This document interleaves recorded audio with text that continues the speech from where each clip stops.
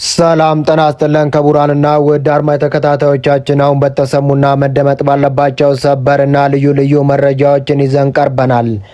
እንደተለመደው ሁላችሁም ቪዲዮን ላይክ አድርጋችሁ እስከ ዜናችን ፍጻሜ ድረስ አብራችሁ እንድትቆዩ በአክብሮት እየጋበዝን እንዲሁም ለዚህ ታላቅ የዩቲዩብ ቻናል አዲስ ሆናችሁ ደግሞ ሁላችሁም ዩቲዩብ ቻናሉን ሰብስክራይብ በማድረግ የደውል ምልክቷን በመጫን ኦል የምትለውን አብርተው ለዚህ ታላቅ የዩቲዩብ ቻናል ቤተሰብ እንድትሆኑ በአክብሮት ተጋብዘዋል።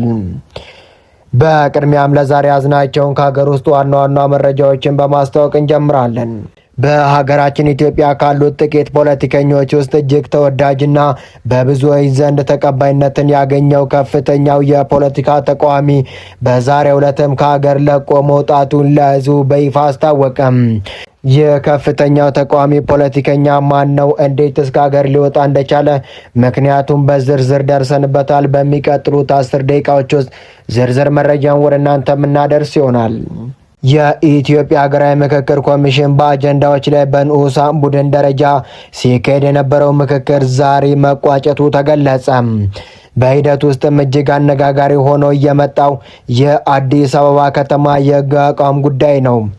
ለከተማዋ መጻኢ ዕጣ ፈንታ ከቀረቡት 4 አማራጮች መካከል ራስ ገዝ የፌዴራል አካል፣ ራስን የቻለች ክልልና የኦሮሚያ አካል ከሚሉት ውስጥም የፌዴራል አካልና የኦሮሚያ አካል የሚሉት 2 አማራጮች ሚዛን መድፋታቸውን ተከትሎ በብዙዎች ዘንድ እጅግ ከፍተኛ ቁጣንና አደገኛ የሆነ መከፋፈልን ፈጥሯል።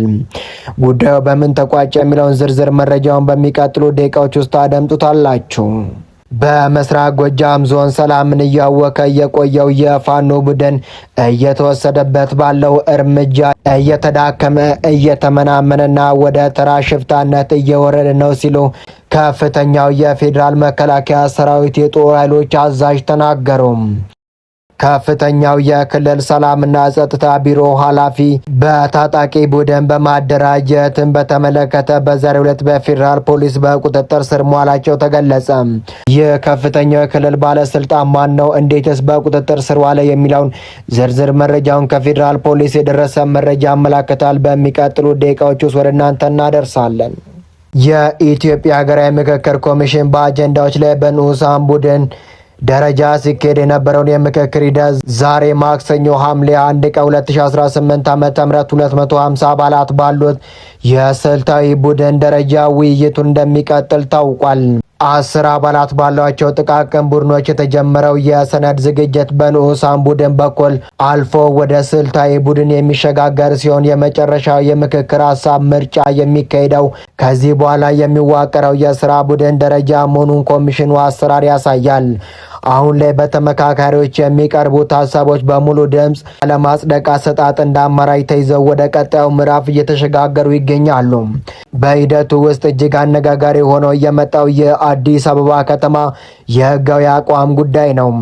ለከተማ መጻኢ ዕጣ ፈንታ ከቀረቡት 4 አማራጮች ማለትም ራስ ገዝ የፌዴራል አካል፣ ራሱን የቻለ የክልልና የኦሮሚያ አካል ከሚሉት ውስጥ ነው። የፌዴራል አካልና የኦሮሚያ አካል የሚሉት 2 አማራጮች የሚዛን መድፋታቸውን ተናግረዋል። የምሁራኑ ፓናል ሐምሌ 16 ቀን 2018 ዓ.ም በሰጠው ማብራሪያ ተጽዕኖ ቀድሞ ራስ ገዝነት ይደግፉት የነበሩ ተሳታፊዎች የፌዴራል አካል ወደሚለው አማራጭ ማዘንበላቸውም ታይቷል። የጉዳዩ ክሪቲካል ማዕዘን የሚታየው በመንግስትና በገዢው ብልጽግና ፓርቲ ተወካዮች መካከል የተፈጠረው ግልጽ አቋም ልዩነት ነው።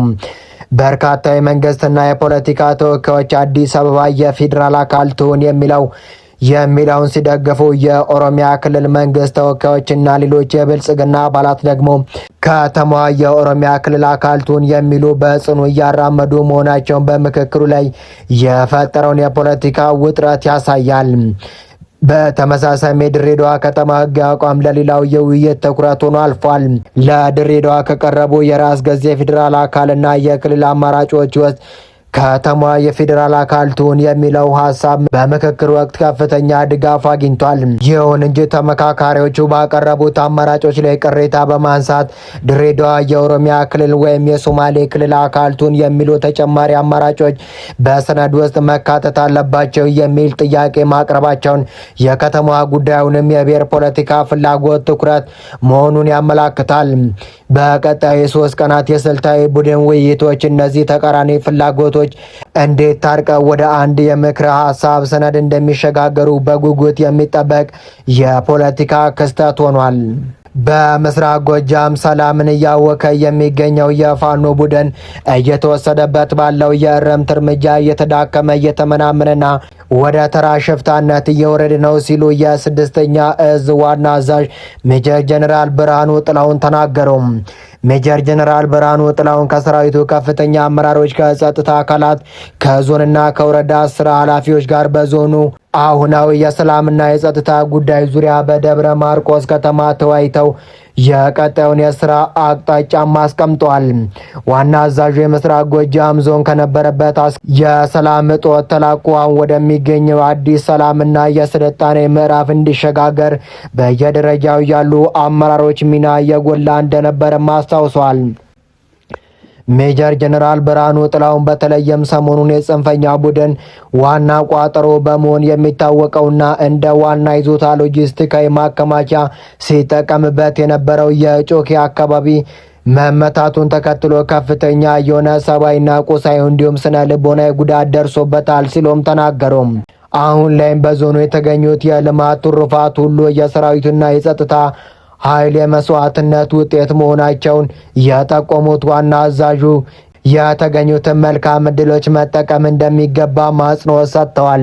የምስራቅ ጎጃም ዞን ምክትል አስተዳዳሪ ዋለ አባተ በበኩላቸው ጽንፈኛው ቡድን እኩይ ዓላማውን ለማሳካት ህዝቡን በተለያዩ መንገዶች ቅስቀሳ ቢያደርግም ህዝቡ ለሰላም ባለው ጽኑ ፍላጎት ጥረት እንደከሸፈበትም አስረድተዋል።